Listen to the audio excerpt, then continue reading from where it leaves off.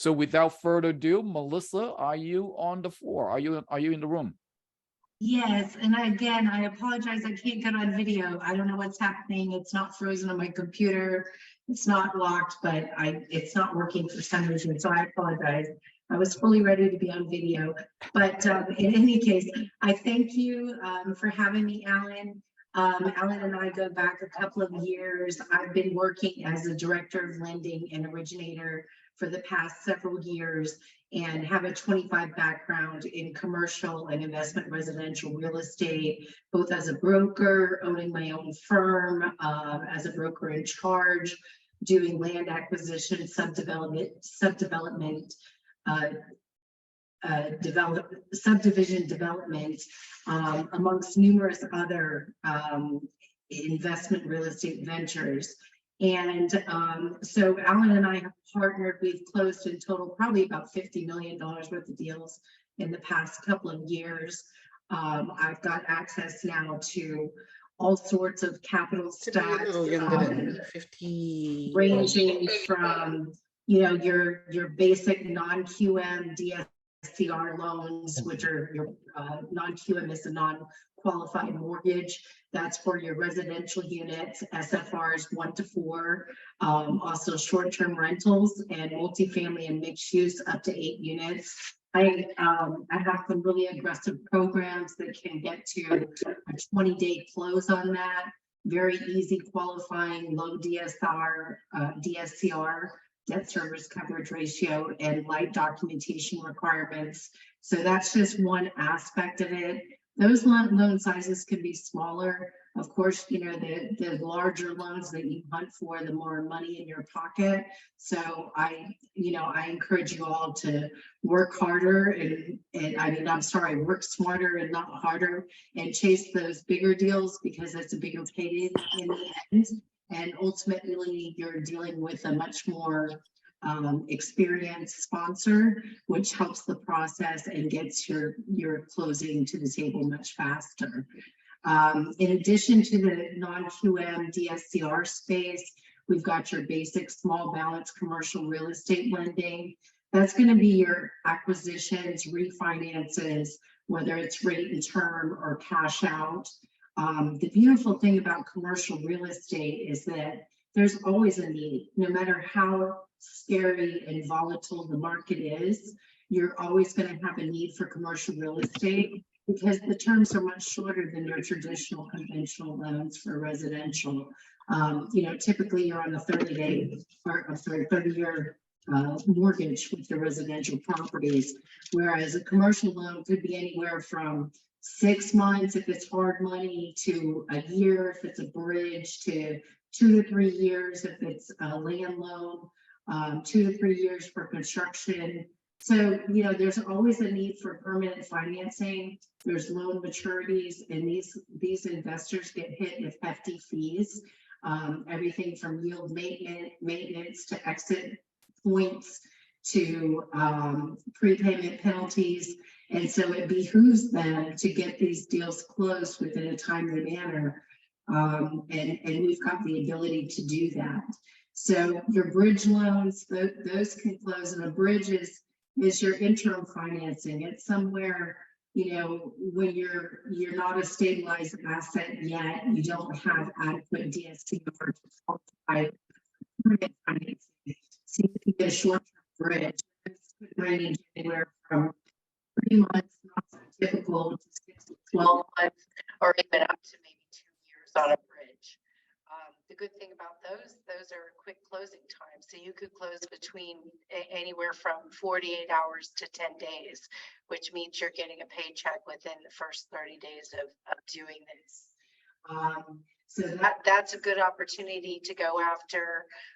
We do ground up construction for development, for residential, for commercial, for hospitality.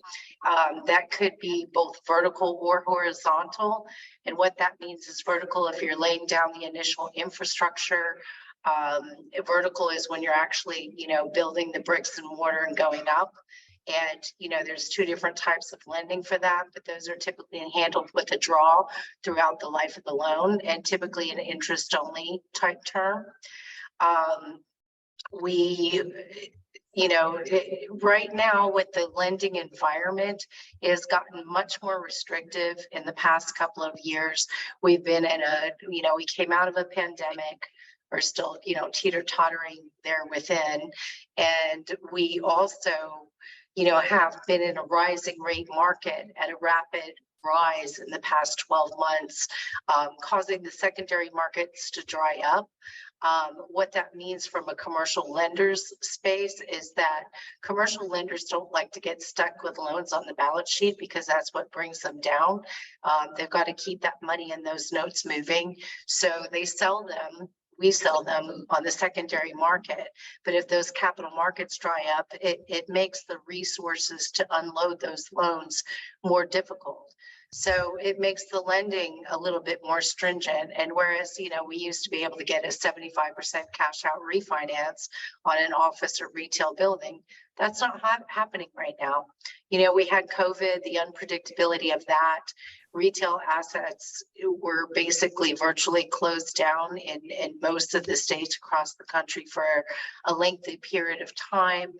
A lot of businesses folded, restaurants folded. You just saw a lot of really awful things that happened economically during that time. And, interest rates were super aggressive for a very short, brief period. As you remember, Alan, we were quoting deals in the 4s and 5s. Well, now we're twice that. And, it's sometimes 3 times that, depending on the product that you're trying to sell. So, you just have to roll with the punches. But the beautiful thing is that there's always a market for it because there's always a need. People are going to lose their property to foreclosure if they don't refinance their note. They can lose an opportunity to buy something that's a really amazing investment opportunity that could make them, hundreds of thousands or millions of dollars. There's so much opportunity out there. And if you just look for it, we've got the resources to be able to capitalize those loans for them. Even with today's stricter lending guidelines and, you're not going to see 75% cash out on an office building. But, if they need to get refinanced because their loan is maturing, or if they need to purchase something because it's a great opportunity, then it's still a great market to do so. I would say amongst all the assets, multifamily rates are still the best out there in terms of what you're seeing in terms of interest rate. We're very much on board with market, so we don't gouge. We're between, if it's multifamily, it's going to be on the lower side. If it's the non-QM, it's probably going to be between 8s and 9s. We do cannabis related properties in regulated states, not for agriculture, but for dispensaries, retail, wholesale, warehouse distribution, manufacturing, cultivation. They have to be interior sites. It can't just be a field of weed. We can't land on that. But any, stabilized, and we do look for experienced people in that space because it is new as far as regulations. And we have to make certain that they're licensed, number one, and number two, that they have some background in that space. But I'm seeing rates as low as 10.75 on cannabis right now, even in today's market. And then, warehouses, industrial properties are always strong with the logistics, even with Amazon, laying off a bunch of people and shutting down some distribution centers. There's so many other big players in the world. If you're in the right market, industrial is a very, very strong asset. I love those assets. Short-term rental, I've got opportunities where they don't have to use the regular cash flow in terms of long-term rentals. We can use AirDND. It's called AirDNA, which are projections based on proven cash flow from other short-term Airbnb rentals. And we can use that for our cash flow and NOI analysis. So, there's opportunities there. Extensive other opportunities if people are needing business financing, mobile home parks, assisted living facilities. we've got the ability to finance gas stations, some, some specialty assets as well.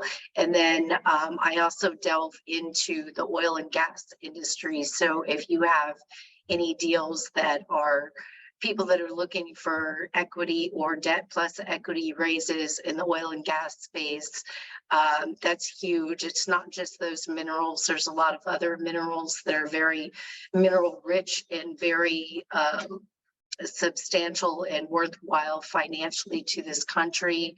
Lithium is huge right now because of all the electric motors, electric vehicles, lithium batteries. So a lot of these oil fields are now trying to sequester and extricate lithium out of their sites.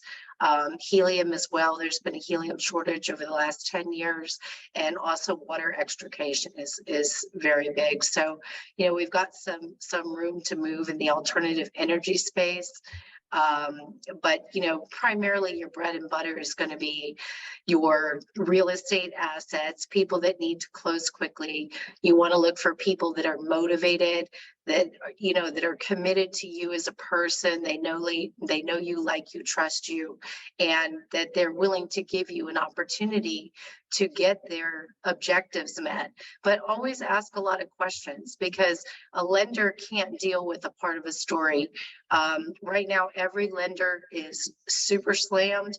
There's a lot of major turmoil in the banking industry right now. As you know, 2 major California banks crashed this last week, and that has sent everything into a turmoil on top of what everything else has happened. So that was really like the icing on the cake. And so, be thorough with your packages. It's going to get you the time with the lender to be able to say yes or no. I mean, as everybody, the time is of the essence with these deals, and time, Alan could tell you, we've been through it. Time kills all deals. So you want to get them locked and loaded as quickly as you can, get them to get their required documents in, as painful as it may seem to them. Hey, in the end, they're the ones who want and need the money. So they need to do a little bit of the work to make that happen. And, there's simple requests, and some of them are super light docs, and any savvy investor is going to have this stuff anyway. But, we really don't have a cap on the loan size that we can offer. I'm working on some oil and gas stuff that could reach into the $1 billion range right now. So, there's not something that the appetite is too large. Is the appetite too small? Yes. Don't go under 100, 150,000 on the SFR, and try not to do those at all. And if you do, charge a few points, because you need to be paid for your time, because it's, that's a very small deal in the scope of things. Really the appetite's for a little bit larger loan size. $1 million and up is great. I know in your SFRs, it's kind of hard to get there sometimes, but the mid to upper 3s and up are usually really easily financeable. And there's options if someone just is really in a pinch. There's options for private investors, private funds, private equity. Of course, rates and points and exit fees are going to be higher accordingly. And did you all have any questions about anything you wanted to ask about the commercial lending space? Yeah, Yes. why don't we open up the space right here? If you have any questions, unmute yourself and ask Melissa. And again, Melissa is from Karma Capital. As you can see, she can do a lot of things with her fund. And as a matter of fact, we are doing quite a few of deals with Melissa at this point. So again, any questions, feel free to ask. Melissa, how you doing? It's Keith Willis. Can you hear me? Hi, Keith. Nice to meet you. Sorry, my dogs are wrestling outside.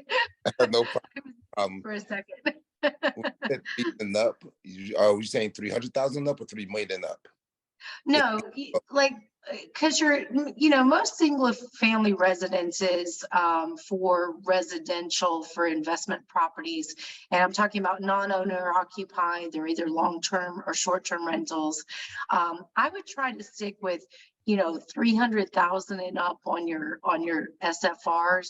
And, you know, if it's a condo unit, and then plus there's ability to do portfolios, right? Because sometimes investors will buy an entire portfolio of properties. So you may have, you know, 30 properties, but they're only $150,000 houses, but that equates to a large loan size. So it's definitely worth your time.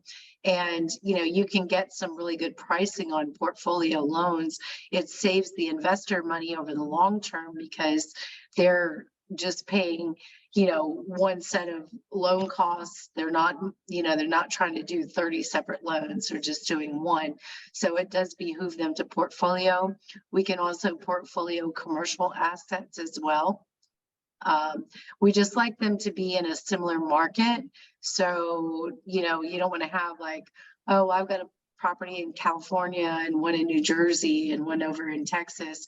You know, we'd ideally like to have them all within the same MSA, which is your metropolitan statistical area. And there's different levels of that as well. You've got your primary market, which are your tier 1 markets, big cities, highly densely populated, lots of growth going on, desirable cities like Los Angeles, New York, Raleigh, Austin, Texas, where I live. You know, numerous others, lots of Florida. Florida is very hot right now, Miami, but Atlanta, Georgia market's very hot. So, but when you get into less densely populated areas, that's called a secondary market. And then if you get in areas that are like just really sort of rural and out on the beaten path, that they're very sparsely populated, that's called a tertiary market. And most lenders in today's lending environment don't want to lend in a tertiary market. If they do, they're going to charge you a whole lot. And they're very particular about what they like to see in that very small market. But that being said, if you've got a property that's in, you know, somewhere in Wyoming, but it actually turns out that it's near some great ski resort or some wild game farm that people do their cowboy experience at, that is a tourist destination, and it's a short-term rental, then that's looked at differently. So sometimes you do have a case-by-case scenario. Understood. Thank you very much. You're welcome. Okay, anyone else that you want any questions for Melissa? Yes, Melissa, this is Kevin from Atlanta. And I was, I want to know, I've had a couple of leads where people have come to me with like community development projects, mixed use, multi-use, but they're trying to utilize tax credits. Are those type of deals worth going after? Yes, so tax credits are a big thing in that space. And also, if you can combine something that's called C-PACE lending, and that's for like clean energy. And that is something that basically is added onto the capital stack. And we can do that on both cannabis and non-cannabis development deals. But yes, tax credits, tax abatements, any type of economic development agreements that you can get with the city on board for a development, you know, if it's promoting job growth, if it's promoting clean energy, there's a lot of different options that can be available that can add to that capital stack and diminish the costs of the borrower. Okay, thank you so very much. You're welcome. Hi, Melissa Kenetra Fitzpatrick from Philadelphia. How are you? Hey, I'm doing fine. How are you doing? I'm outstanding. Thanks for this information. It's been really good. My question is, as far as the clients that we are prospecting, what should their profile look like? Should they have been in real estate for a while? Do they go off their business credit? Is there personal credit, their financial statements, things of that nature? That's a great question, because right now it is all about strength of the sponsor. any capital provider is going to look for the strength of the sponsor because of the volatility in the market. They want to make sure that they're able to weather the storms, both financially and with experience. It's going to be much harder to get someone who has never flipped a house or never, bought an investment property to get qualified, even though a lot of most of the time you can get through with like a 620 FICO, 680, somewhere in that range. But if they don't have at least a little bit of experience, that's definitely going to hurt them. And then, typically like they want to look at their reserves. Lender is looking at what do you have in form of liquidity, liquid assets, and liquid assets are going to be cash in bank, stocks and bonds that are publicly traded. It's not going to mean the stocks that you have that you internally set up with your own incorporation, corporation that you hold 1,000 shares or 1,000,000 shares of your personal stock that means nothing. It's not publicly traded, so there's no value. You can't liquidate that into cash. IRAs you can liquidate into cash.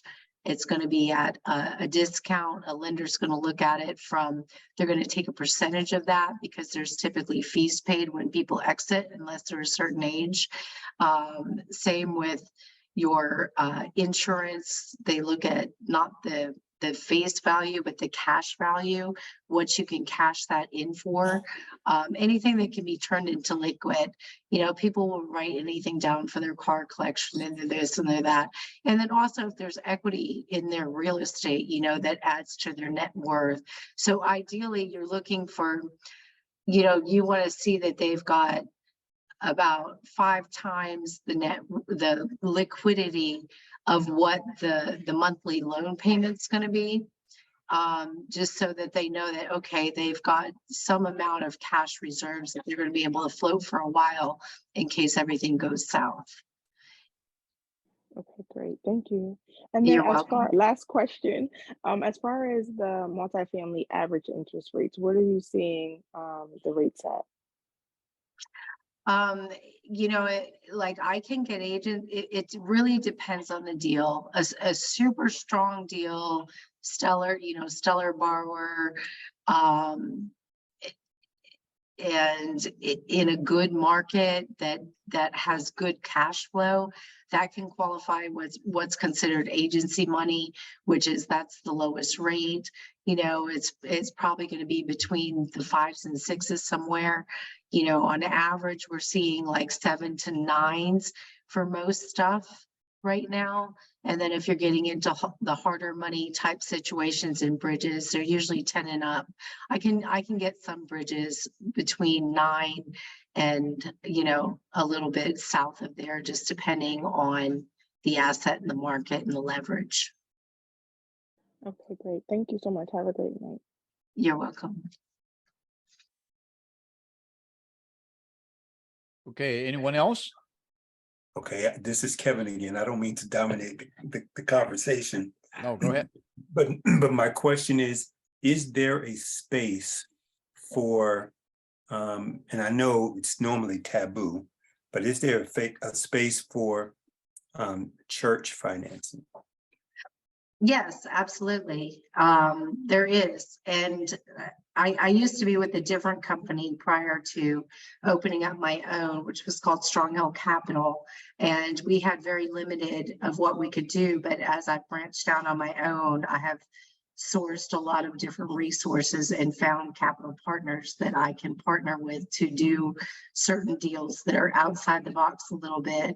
And that includes gas stations, assisted living facilities, hospitals, churches, schools, really the whole gamut.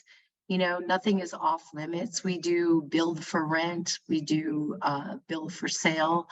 I don't know if you're familiar with the new sort of build for rent craze, but a lot of the builders, instead of building the homes and selling off the lots, they're retaining ownership and they're leasing them out. So they're getting that income. And then ultimately they can sell, so they can basically double their income because they're getting this, residual lease income every month. and then they're, you know, banking on the appreciation of the property and the sale of it down the road for an exit strategy. So that's been a huge trend in the last couple of years as well. And yeah, but we are open to it. Really, there's not really an asset. The hardest, and I even have an asset for farming, you know, like if you have a farming agricultural situation, not cannabis. I don't have that for cannabis. I can't do that. But on just like, you know, I had a poultry farm in Texas that was trying to expand. Eggs are on a shortage. Chickens have avian flu, and they're trying to like double their production and needed to expand. It was backed by an NFL football player in Texas, and we were able to get that done. So, you know, there are, you know, look at every opportunity as an opportunity, as long as you've got a super motivated sponsor that's not wasting your time, that's willing to do the work and provide the documentation that's required to get it done. And you want to, you know, get them to do it timely, get them to do it quickly, because the quicker you do that, the quicker you're going to get an approval and get paid. Excuse me, this is Sultan. How are you? Hi, nice to meet you. You too. My question is, so when you said churches and schools, are you accepting nonprofit organizations? Is that what you're trying to say? We can accept nonprofits, yes. Okay. Thank you. You're welcome. Melissa, Kenitra again. So this brought up another question, and I'm sorry if someone else wants to ask a question, but as far as like syndications go, how do you mark those profiles? If you have, you know, multiple people going in on one major deal, do they all just have to bring their profile to the table? No, so, you know, there's options for non-recourse. And, you know, as far as a syndication, REITs, any of those things, they're going to look at the strength and the financials of that. So, you know, it's not going to be on an individual case by case basis, because it's such minute ownership between all of the, you know, the parties involved typically.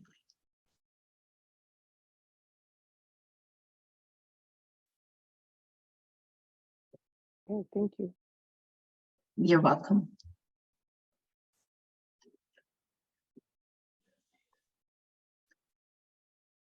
Do you deal with many syndicates, Kanisha?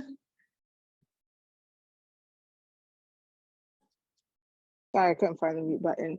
So no, I do know a group of, so I'm a healthcare provider by trade. So I know a group of healthcare providers who wanted to pool their resources to get into apartment buildings. So I didn't know if they would just go off of one individual's profile or if they would just come as a conglomerate, but it's a group of healthcare providers that are looking to invest. Yes, yeah, it would be grouped, it would be viewed as a collective, and it would be a non-recourse loan, which means like an individual is not on the hook for it. One specific individual would not be on the hook for it. Perfect, thank you. Okay, Melissa. So in terms of the syndications, do we have resources? Because I've had someone to ask me that question as well. She has, her background is 25 plus years as a real estate broker. And so she's looking to put together a syndication. The only thing, she's not sure of how to put it together. So do we have resources that maybe we can direct someone in putting one together? I think that their best bet would be to obviously reach out to an attorney. And I've got some people on my team that are financial advisors, and I can kind of pick their brain a little bit and say, because I know they have put together funds internally for us. So we've got internal funds that we lend on that are basically real estate investors that want to invest in a fund for real estate. And so, you know, it's more or less a syndication, but I think I could provide you with some advisors for that field. Thank you so very much. Melissa, there's a question right here at the checkbox by author. He's asking, do you finance or invest in traffic control companies? Traffic control. Yeah, author, if you don't mind, explain to us, what do you mean by traffic control companies? Traffic control companies are basically the flaggers on the road. We supply signs, cones, barrels, message boards. They do traffic control for construction sites, for heavy highway, for like DOT, federal government, cities and localities. Yeah, it sounds like that would be a business loan because it's not based on real estate. Right. And we certainly have resources for business loans as well as equipment for businesses. Right. All right, thank you. You're welcome. Just to let you know, there are a few deals that we are working with Melissa right now, and one of the deal is, well, by the way, I posted term sheet on Facebook, the $10 million term sheet that I post on Facebook, that is from Melissa. That is a construction in New York. Also, we are working on an energy deal in Los Angeles. This gentleman owns 300 wells, and there's only 100 of them are actually in operation, and he's needing about $15 million to to expand his business. So Melissa is looking at this deal as well. So as you can see, there's a lot of things that we can do. So what I would like everybody to do is to expand, to open up your, don't lock yourself in a little box. What about church projects? Say it again, I'm sorry. Dwayne, are you trying to say something? Oh, sorry. I did not know. I was trying to put it in the chat, but since I'm unmuted, I was asking, what about church projects? Yes. I think Melissa just answered, yes, we can definitely do church. So whether it's renovations or constructions or buying or acquisition, we can definitely do churches. Thank you. Okay. Yeah, the tricky ones are crematories and funeral homes. They seem to be a little trickier. Right. But churches can get done. Yeah. Melissa, there's another question. What are some of the qualifications for mobile home park purchases? Mobile home parks, you typically can't get more than 65% LTV. And we're looking at the pad income only for the NOI. So what that means is, and there's an average pad income. So when an appraisal is done on a mobile home park, they're going to value the pad itself, because the mobile home is basically, it's got in there somewhere, it's got a DMV sticker, and it's, while, it's considered real estate, it can be affixed to a foundation. It may or may not be owned by the park, but in terms of, from a lender perspective, it's got a cash flow based on the pad income of that. So, I mean, typical pad incomes range from, $200 to maybe $500 a pad, depending on location. And, but lenders really like to see those assets. We like to see those assets because they're usually cash cows. They seem to, even with pad income only, they seem to debt service pretty well, because there's typically low operating expense. However, the ones that are a little bit more, cohesive in nature, meaning that they don't just look like a mishmash of trailers on dirt roads, but ones that actually have concrete pads, some streets, maybe some amenities. Those are usually much more appealing. Okay. Melissa, talk to us about Canada. I think recently we have a lot of inquiry about projects in Canada. I know that you can do Canada. Let us know what your criteria is.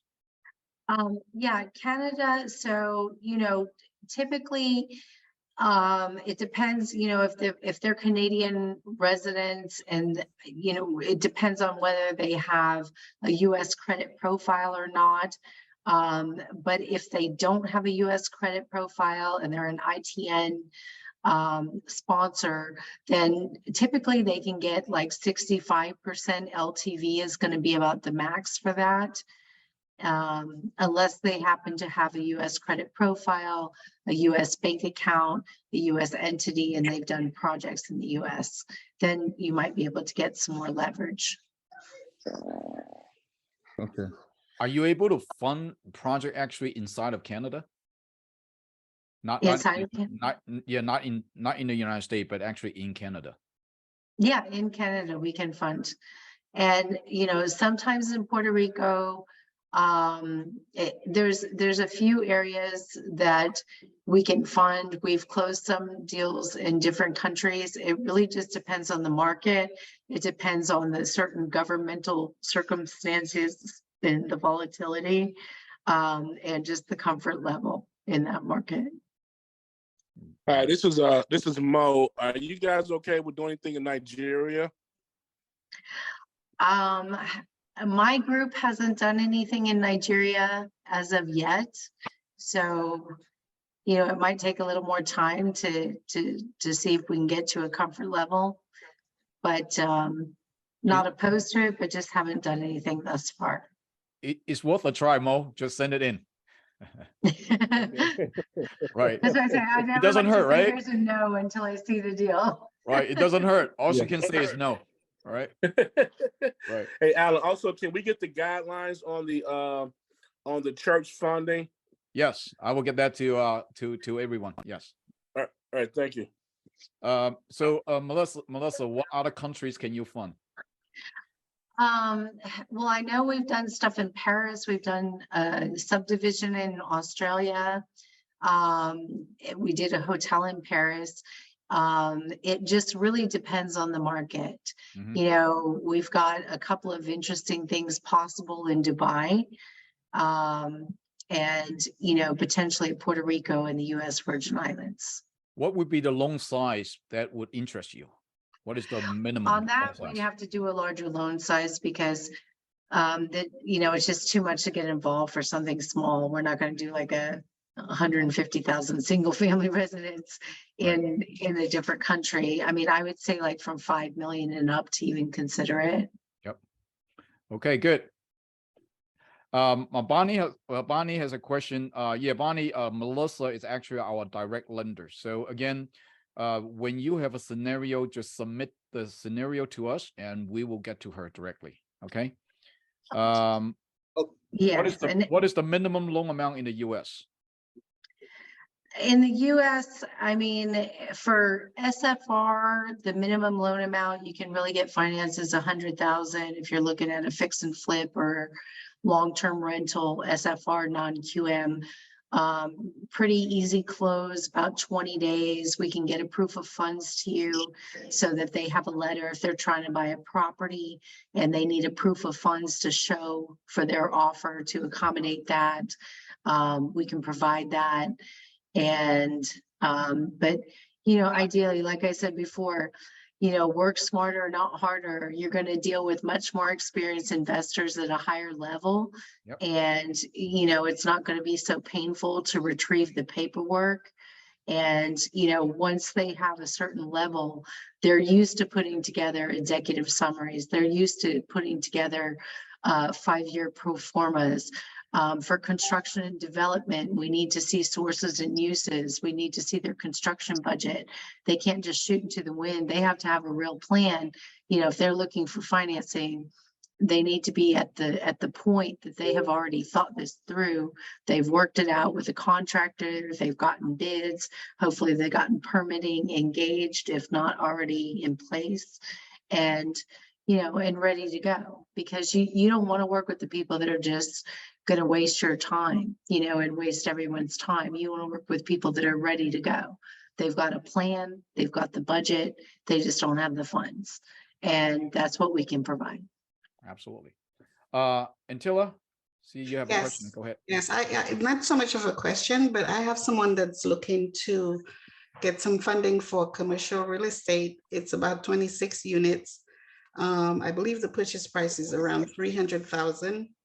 After we did the ARV, sorry, it's about between 3 million and 3.5. But they have to rehab, and the cost of the rehab is gonna be like 1.5 million. I Okay. think that's something we could do.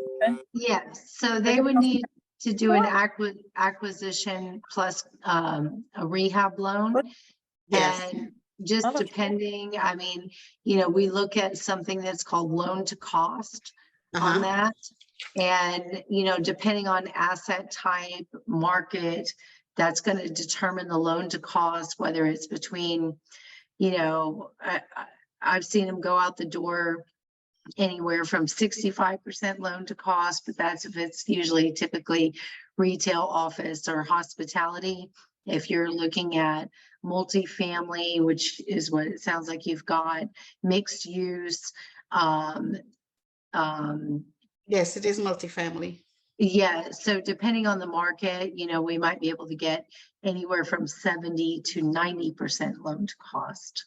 I just wasn't sure when I got the tenants rental monthly. It was like an average of about 30,000 total for the month for every unit for the 26 units. So I wasn't sure if that was probably just before this rehab would have happened or if it's after rehab. So that's.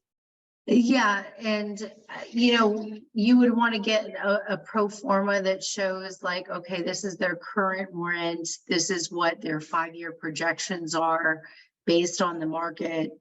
They can get information from their real estate broker to try and get like, okay, where are we at with market rent, and once that appraisal's in, then that's going to determine what the after repair value is. So it sounds like they're buying something that needs quite a bit of work. Yes. If they're getting it for 300 worth 3 million down the road, that obviously sounds like it's in pretty bad shape.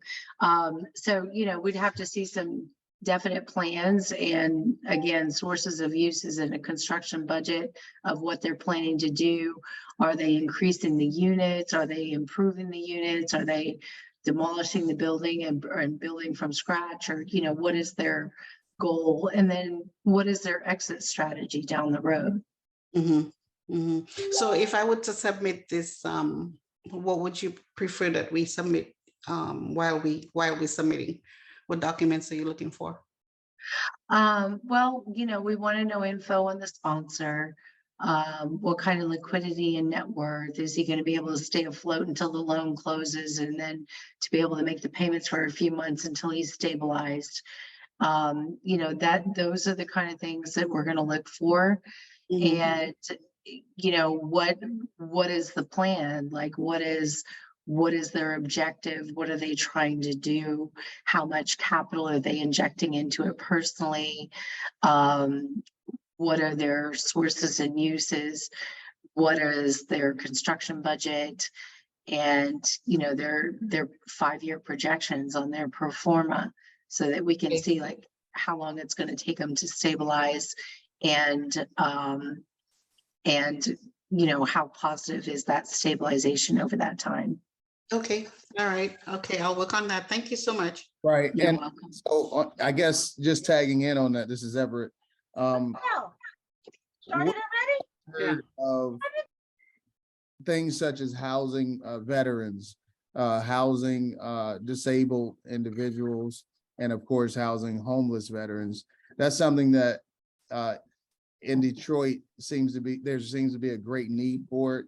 And that's a part of the plan, is to take a property that you would generally rent out to, your typical, urbanite or whatever you would call it, but take the same property and use it for such a cause that you would have guaranteed funds from the government. I happen to be a contractor. Company is Virginia Construction Solutions, but I'm also in behavioral health because I took rentals that where you got to keep up with your tenant that tears your stuff up. You're maintaining the property behind them, and you flipped over, tens of thousands of more dollars per month per house, because I'm getting guaranteed reimbursements from the state just by providing services, what they call residential services for the developmentally disabled individuals that we house. So they literally rent a room out of just a basic ranch house that I could have easily rented to a family. And I'm reimbursed for that, and they pay rent out of their Social Security check. So $600 rent per room. That for this particular house in mind is 4 clients, that's $2,400, and the thousands of dollars of reimbursement on top of that, just from having a team available to take care and support the clients. And so that's something that we're looking into doing with that 26 unit property, is to actually maximize really the value of the property by providing value added service or some type of additional service in that same property. Right, so that's an SRO, single room occupancy. And yeah, there's a limited appetite for that, but it's still out there, especially with government contracts. It's, it's just like Section 8, it's guaranteed income. So it creates the stability of the asset that lenders look for. And it just, just kind of getting through all the, is it a nonprofit? Is it a for-profit? Is it what kind of cash flow is that producing? It's usually much more cash flow than it would produce from a single family residence, because you're renting out by the room. And, and we do that too, as far as student housing. There's a lot of student housing that is, by the room. They're renting out the room and not the whole apartment, and they have common space. So, we do a lot of student housing as well. So, there are options for that. Absolutely. Hello, yes, Everett is my partner. My name is King. I wanted to also come in. When we submit this deal to you guys, we're going to submit it with 3 different plans. So some of the plans will be for, one of the plans will be to work with veterans. There's a need in the city. So no matter what, there's a need for market rent right now. And the rents are increasing at over 20%. So this, when we have these plans, so we submit 3 different business plans when we submit it, because as we get in and we have to construct this entire building, right now it's vacant. So we have to go in there, and that's what we need the 1.5 million to actually do. So we won't know exactly whether we're going to end up going with the veterans, or whether we'll end up going with housing, or whether we'll end up going with market rents. But no matter which direction we go in, the amount of money that we're asking for the construction will cover it, no matter which plan we close out with.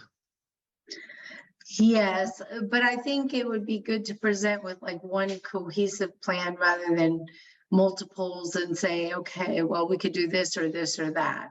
That's kind of all over the map.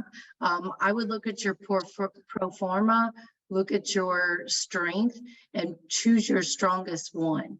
Like choose your strongest plan, like financials, the numbers, which numbers look the best, and shoot for that, because it's a volatile market. And, it's like we have to cherry pick the deals right now to say, okay, this has strength based on this, because, tomorrow we don't know what's going to happen. We don't know if more banks are going to fall. We don't know if interest rates are going to keep creeping.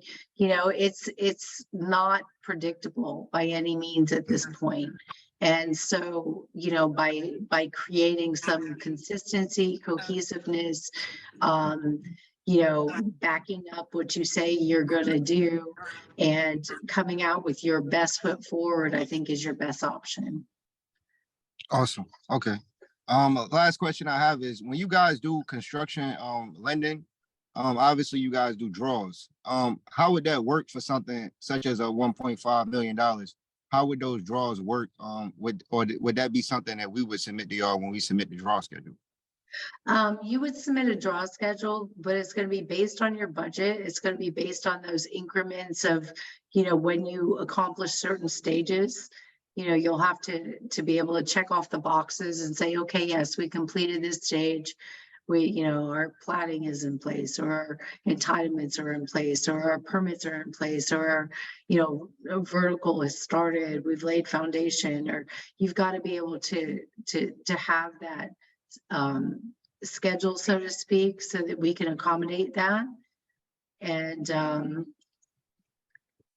Yes, ma'am. Okay. and Yes, ma'am. yeah, so it's really going to be based on the information that you provide, but it's going to be backed up with the construction budget. Okay. It's not going to be in like one whole shot. It's going to be once those certain levels are met, then the next draw is released. Okay. Yes, ma'am. Thank you so much. You're welcome. MVP, I see that you raise your hand. Please unmute yourself and ask.